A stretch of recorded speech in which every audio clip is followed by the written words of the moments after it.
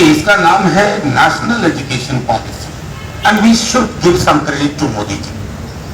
आखिर कई वर्षों बाद राष्ट्र और व्यक्ति एकाकार होता है, कोई फर्क नहीं। राष्ट्र मतलब मोदी जी, मोदी जी मतलब राष्ट्र। मैं ये क्यों कह रहा हूं, अभी 2 दिन पहले खगड़िया में जिला शिक्षा परियोजना की तरफ से एक चिट्ठी गई कि 21 तारीख को निबंध लेखन करना है। निबंध का टॉपिक सुनिए, student development under the leadership of Narendra Modi as chief minister of Gujarat and prime minister of India.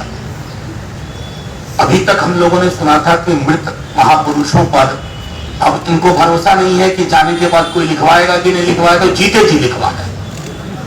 Anyway, I just flag, most of my colleagues have spoken about couple of things.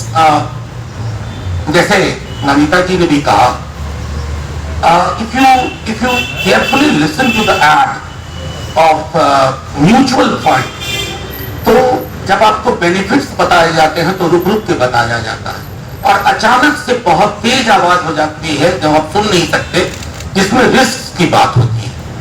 ये जो 65 पेज का document है ना, ये mutual fund का disclaimer वाला document है, वो रिस्क ज्यादा है।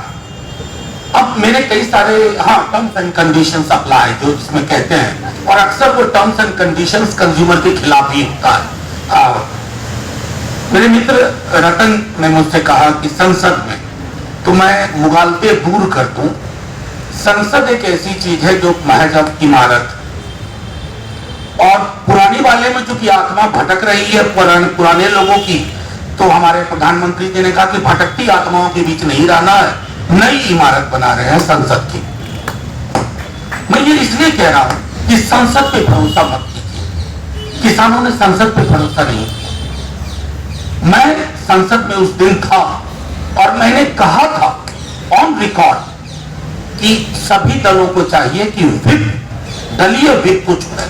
किसानों ने विप जारी किया, नहीं सुनी। मैंने इतना, मुझे भी भरोसा नहीं था, लेकिन मैंने कहा था एक दिन आपको ये वापस लेना होगा। मैंने सोचा था कि हम लोग होंगे ना होंगे तब वापस होगा, होते ही हो गया वापस, रहते ही। मैं ये इसलिए कह रहा हूं, मेरा 3 अनुभव है। Schedule caste schedule tribe atrocities act में इन्होंने टेम्परिंग की, आप सड़कों पे उतरे, उन्होंने वापस किया। रोस्टर में इन्होंने टेम्परिंग की, मुझे मंत्री ने, सदन के अंदर मंत्री महोदय ने कहा कि इसमें गलती क्या है बताओ। मैंने कहा सर गलतियां तो मैं बहुत बताऊंगा, आप मुझको एक अच्छी चीज बता दो। इसमें एक अच्छी चीज रोस्टर सिस्टम में क्या, वो वापस हुआ। संसद की वजह से वापस नहीं हुआ, संसद एक पूरक भूमिका में रही होगी, वो वापस इसलिए हुआ कि सड़क की ताकत है। मैं मोदी जी को, प्रधानमंत्री जी को बहुत करीब से जानता हूं, संसद से वो नहीं डरते, सड़क से कभी कभी डर जाते हैं। आपको वो डर, वो खौफ सड़क पे पैदा करना होगा और उनको भी एडुकेट करना होगा। मैं मोदी जी के मतलब प्रतिस्पर्धी, उनके विरोध में हूं, लेकिन मैं चाहता हूं कि वो बेहतर इंसान हो, बेहतर प्रधानमंत्री बने।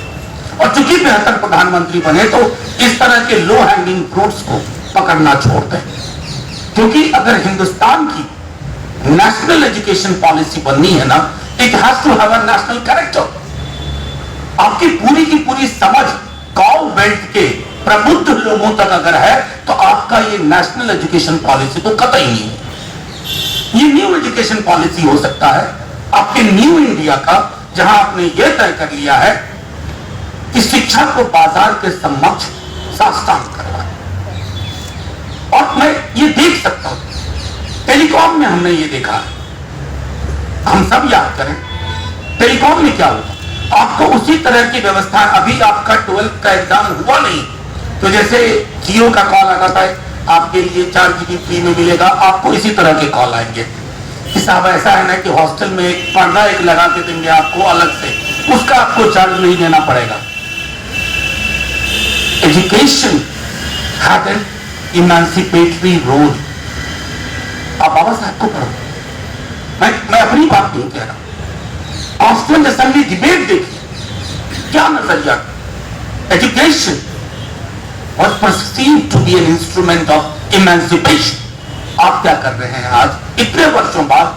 और मैं एक बात और कहूं, मेरे पंकज जी ने भी कहा था कि जब आज हम क्रिटिक कर रहे हैं तो मैं ये कतई नहीं मानता कि इससे पहले कि दुनिया सुनहरी थी या स्वर्ग था। नारकीय परिस्थितियां तब भी थी, लेकिन हया की एक चादर हुआ करती थी। इस दौर ने उस चादर को भी हटा के रख दिया। बेशर्मी से सारी चीजें हो रही हैं। हम सब पब्लिक फंडेड एजुकेशन सिस्टम से आए। मैं कल्पना नहीं, मैं जिला स्कूल सहरसा से पढ़ा। मैं समझता हूं कि आप में से भी कई लोग उसी तरह के विद्यालयों से आएंगे। वो ढांचा खत्म हो रहा है, हायर एजुकेशन में वो ढांचा खत्म हो रहा है। आपके सामने विकल्प के रूप में दिल्ली यूनिवर्सिटी होगी भी नहीं, क्योंकि देखिए जैसा कहा ना रतन ने कि खत्म करने के बहुत तरीके हैं। स्लो पॉइजन सबसे बढ़िया तरीका है। आप किसी, वो कहते हैं ना, give a bad name to a dog and then kill him. JNU के साथ क्या किया? आप नंबर 1 आ रही हैं, बहुत मुबारक। लेकिन आप बिहार, उत्तर प्रदेश के दूर दराज के इलाके में जाइए, मुझे कई दफा लोग कहते हैं सर बाकी सब तो ठीक है लेकिन जेएनयू के पक्ष में काहे खड़े हो जाते हैं। डेमोनाइजेशन बहुत तरीका है, डेमोनाइज करो, डिनाइग्रेट करो। ये इन तरीकों के माध्यम से इसको विकल्प के रूप में ही खत्म कर दो। अब एक दो छोटी चीजें कह करके मेरे कई साथियों ने कहा इक्वालिटी, फ्रीडम।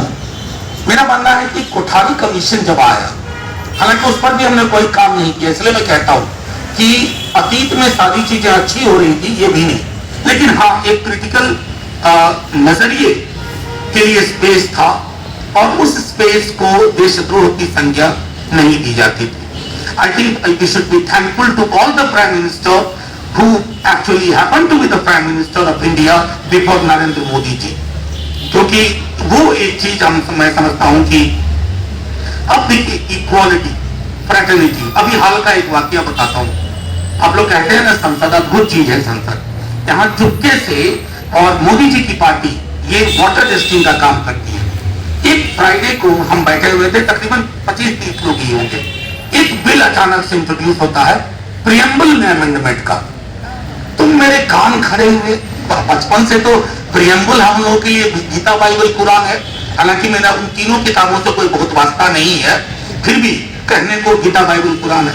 मुझे लगा प्रियम्बल, तो वो साहब जो बोल रहे थे, मैंने कान में वो लगाया जिसमें बढ़िया ट्रांसलेशन होता है। मैंने कान में लगाया, देखा कि तो इक्वालिटी भी हटा रहे हैं, फ्रेटर्निटी भी हटा रहे हैं, और सोशलिज्म से तो खैर दुश्मनी ही है।